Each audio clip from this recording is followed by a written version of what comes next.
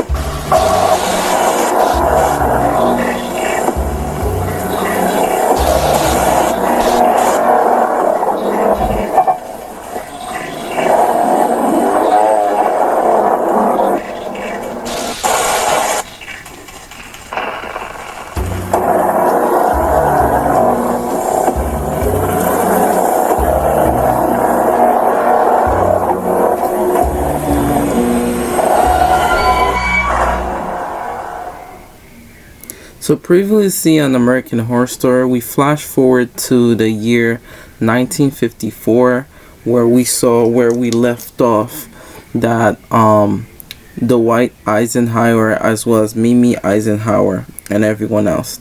So the first thing we saw that the thing of the letter that he's about to sign says top secret, and we also saw the part of where the alien signature as well. So at first Eisenhower, basically we saw that he's hesitant, and we could even see that the treaty of the begins with Americans as well as other civilians, and it basically says forbid being not do not belongs in existence or forbidden, but this is still the deal. So we basically get a little glimpse of what the treaty or the deal that is going to be made between the aliens as well as the current president at that time, Dwight Eisenhower. So we saw Nixon and everybody that's in the room just shocked, and as first he's like reading the treaty and being very hesitant. We previously saw that Mimi was basically being controlled by the alien, and how she started explaining, do you want us to basically go after your wife, or do you want us to go after your civilians, depending on whatever you want, basically what the alien says. And he said, what if I don't sign it? And then he said, I don't feel like I'm comfortable in signing this, because not only we're betraying our own kind, but we're also making a crappy deal. But the alien said, but we will be creating a hybrid of us between humans and us, but it's gonna be better, so that way that it's not gonna involve the mistakes that we have done in the past, because from what we have learned, they can't really get to our planet without and hosting a body because of the disease and stuff. So Mimi Eisenhower, basically the alien was speaking through her, and she said, well, if you don't feel as if it's comfortable to make the deal, we'll just do it by force, because in return you will get technology that you really need. And he said that, but is it really worth it? And she said, well, it's up to you at this point, but if you don't do this, then let's just say we'll take drastic measures just to fulfill what we need to get done. So as the generals in the room as well as Dwight Eisenhower basically started explaining, he was like, I don't think I want to continue this wretched deal. And at first he just put his pen down. Then The alien was like, well, if you haven't decided up till now, then what we're going to do is we could start with your wretched wife, since she has those prophetic dreams, and we could basically end the world if we have to. So basically he is being force handed to at least pick or choose between his wife as well as the American people. And we saw that the alien got in front of Dwight Eisenhower and just was getting ready to like pop Mimi Eisenhower's head. He said, well, I give you a count of 10. If you don't discuss or agree to our terms, this is what's going to be happening. So at first we started seeing Mimi just consoled as well as like frightened, because she started feeling like blood coming out her eyes.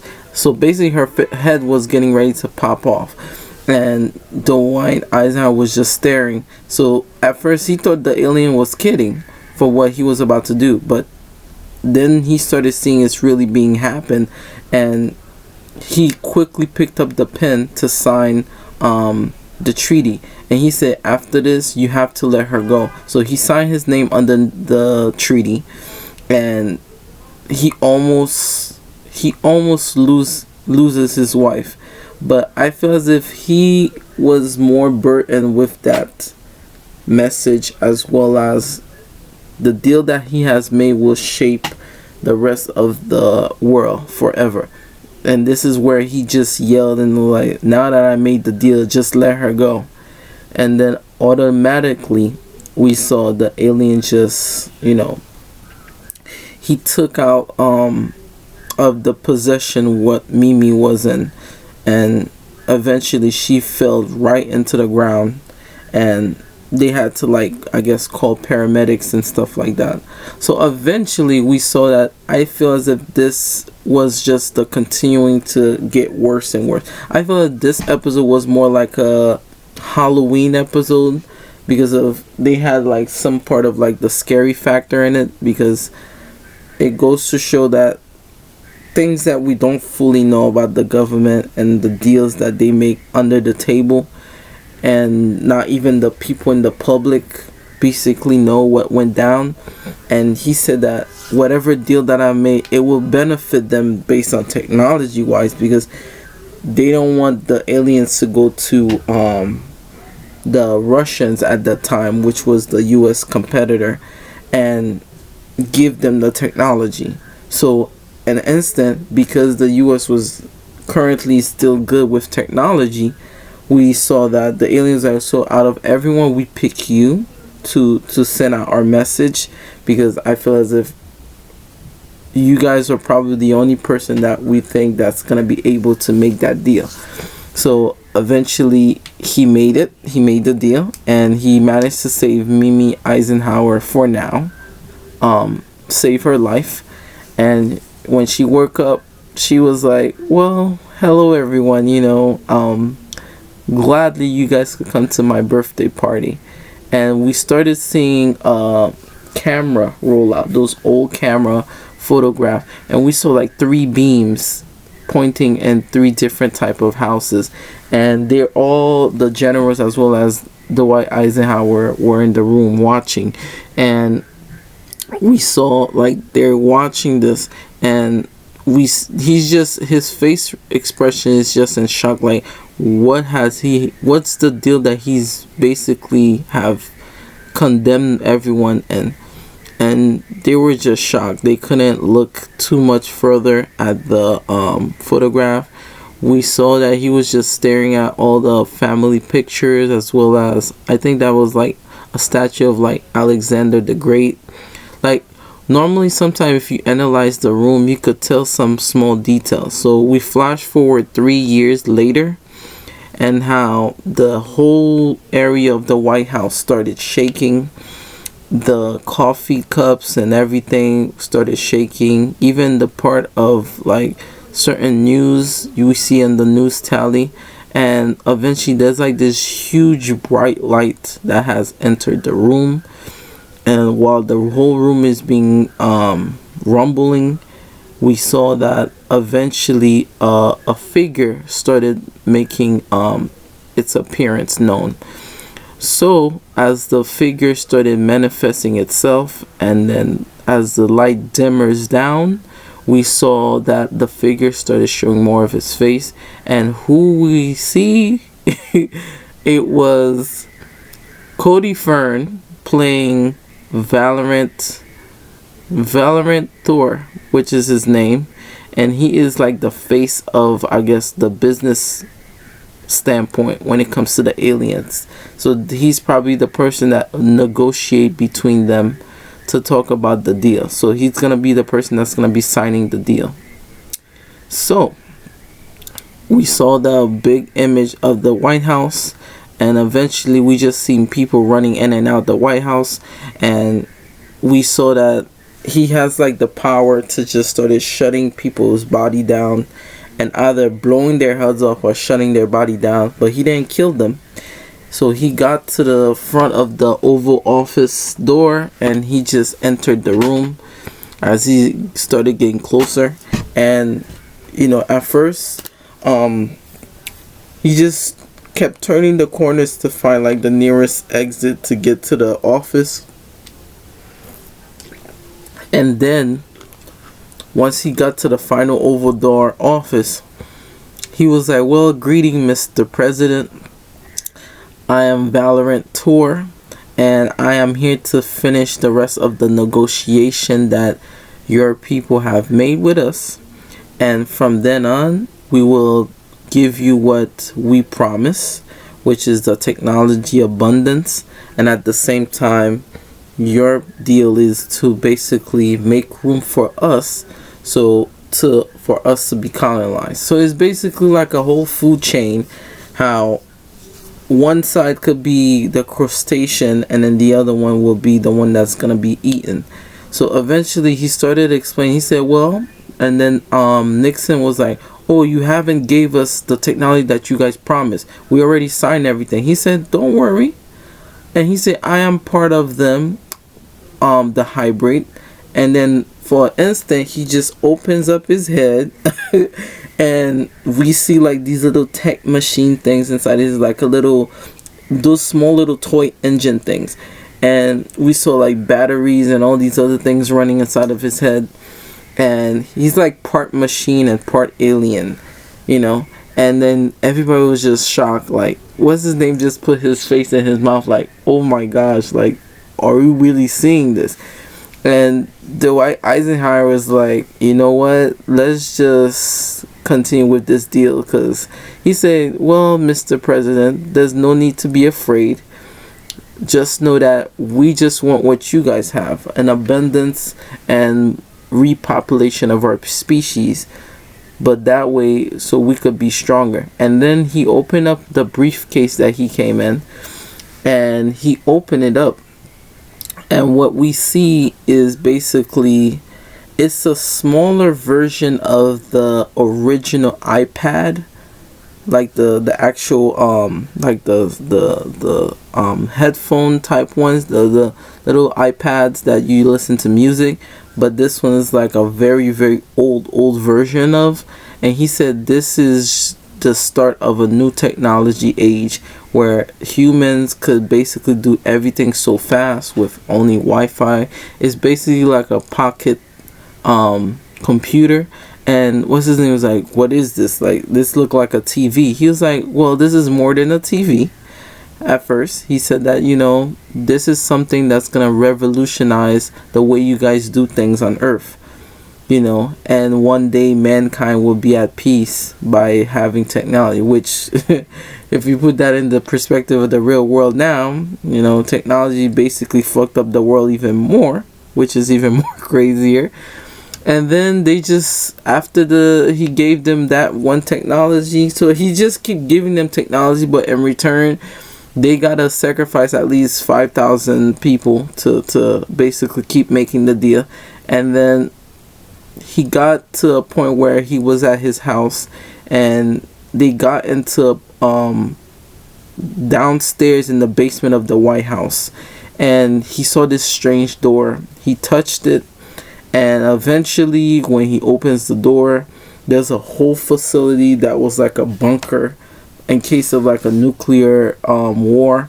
And they used that base, which Valorant Tor explained that this base has been here longer than you, and that the fact that they didn't tell you is because it speaks volume. It shows that not every president knows everything.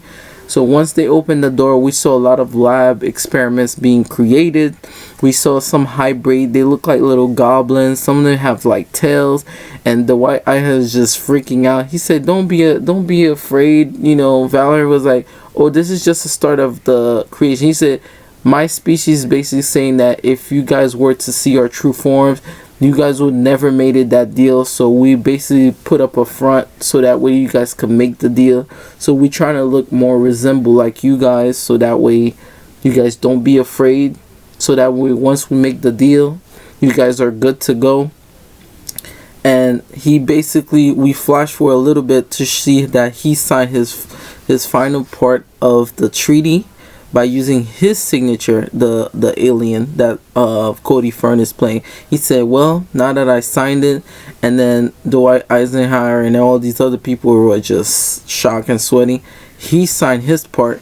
So we get to see how basically the transition of power from having the Area 51 to the aliens, because the aliens feels like we needed a place to start creating more experience instead of using the White House. So it's basically they're expanding their territory.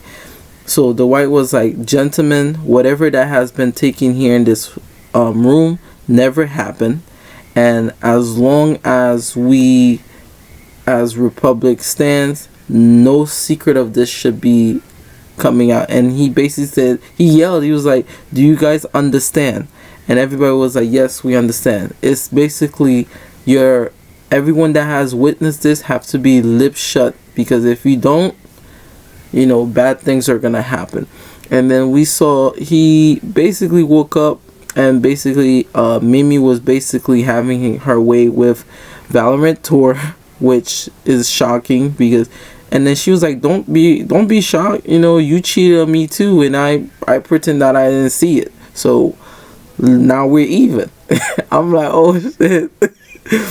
So then we flash forward to Marilyn Monroe and how she basically started seeing like at night, and then she just spotted like an alien, and you saw that the men in black basically it's like they recreated the incident of how she died, saying that the government basically killed her because she was spilling out too much secret, that this is how the government is using people to create experiments and making deals with the aliens. So that's how she died, from knowing too much of the truth.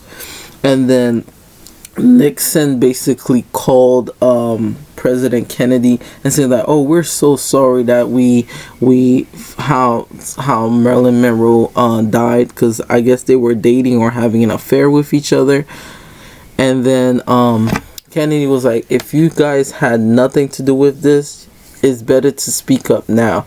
He was like, no, just make sure that whoever you mess up with in the future, just make sure that their mouth is basically tight sealed, because whatever you say, they might just go out and tell the public.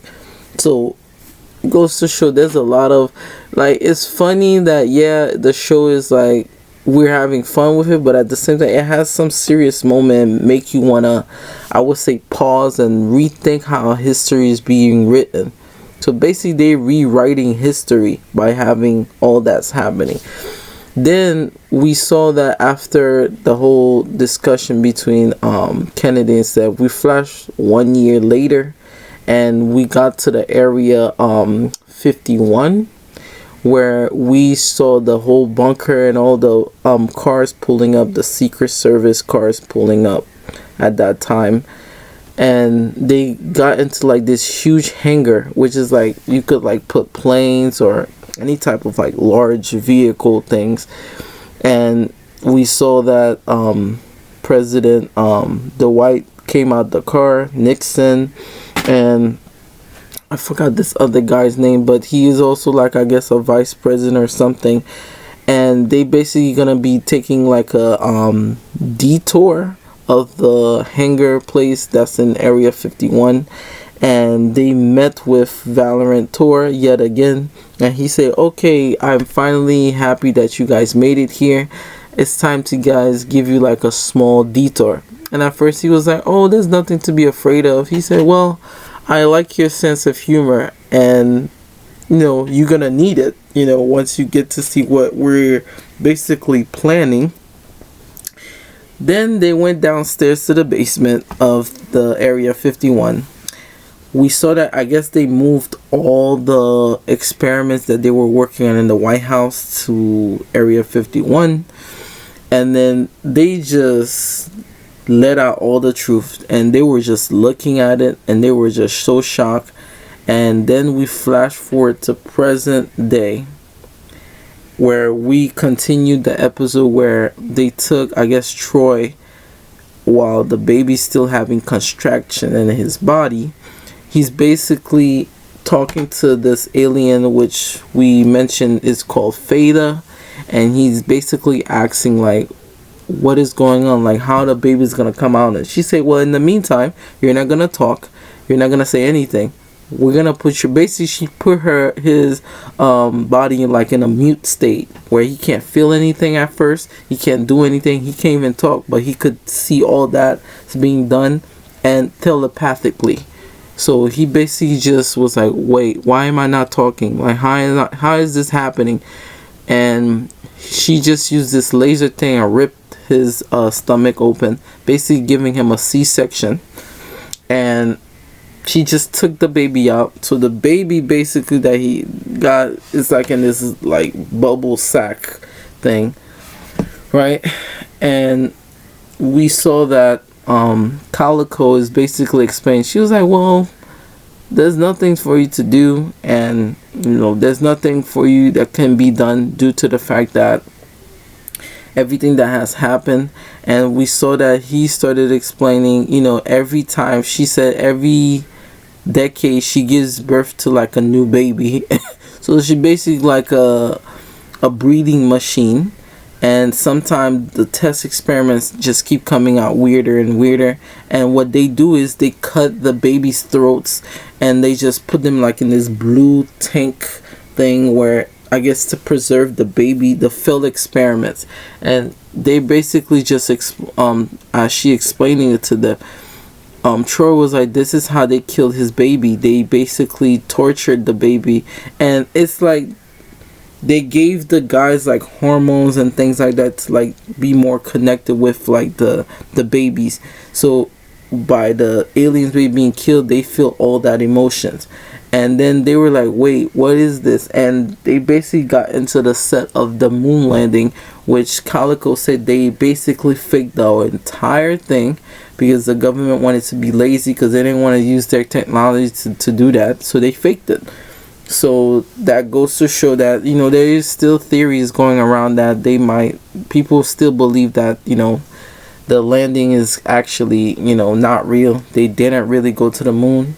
Then we flash forward to 1969, where we saw Calico basically explaining her backstory and how each night, she's basically like a waiter, but at slash, someone that just like almost like a whorehouse.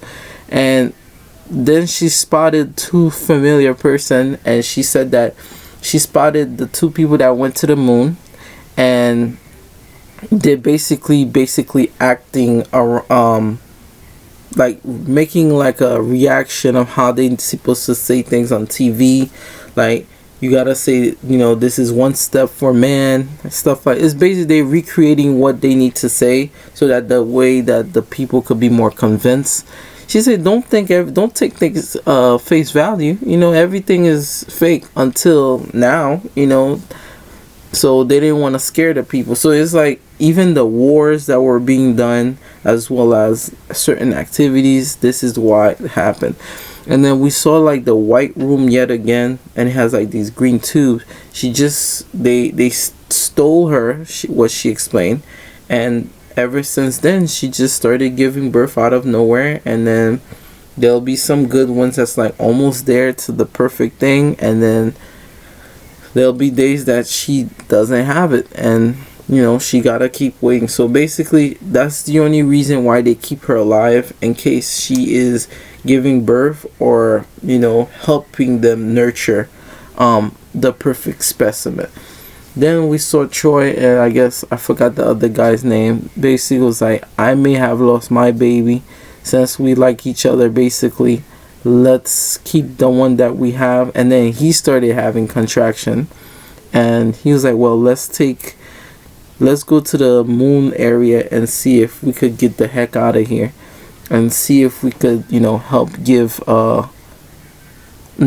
So they try to take the baby out so they could run out with it. So he basically helped his friend take the baby out.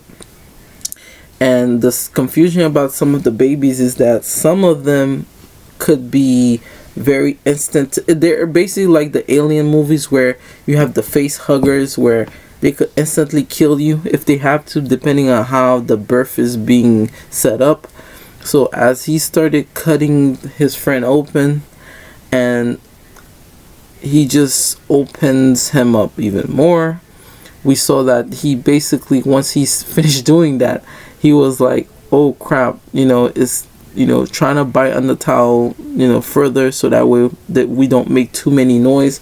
Because Calico even said there's no point of you running, because there's no way to get out of here. Like, the people that have taken you, they're the only people that knows how to really get out of here.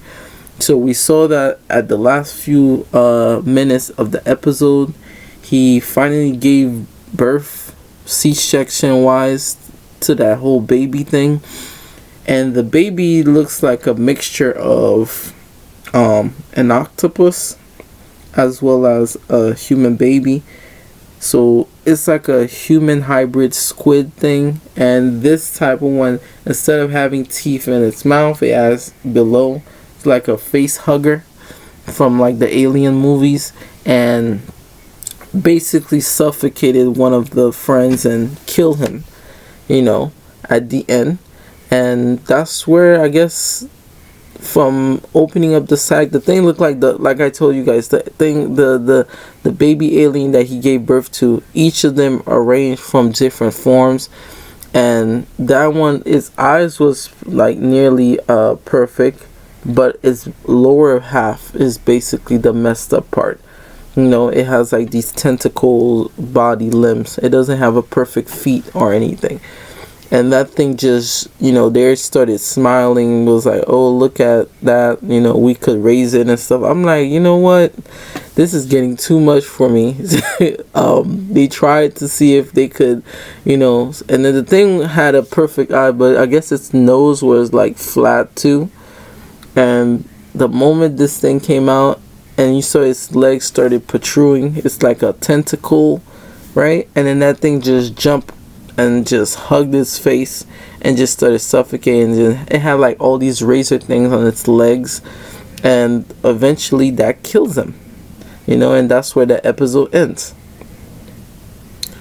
So guys, this is what I think about this episode. It basically explained everything that we have predicted, how the government is hiding secrets, and how this is gonna be a crazy turn.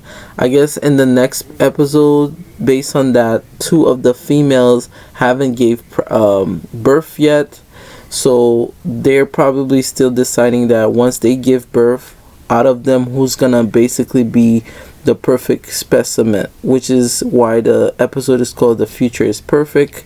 But like I said, this was my review of episode 9, titled Blue Moon. Like and subscribe to the channel, and I'll see you guys in the final episode season. Bye bye.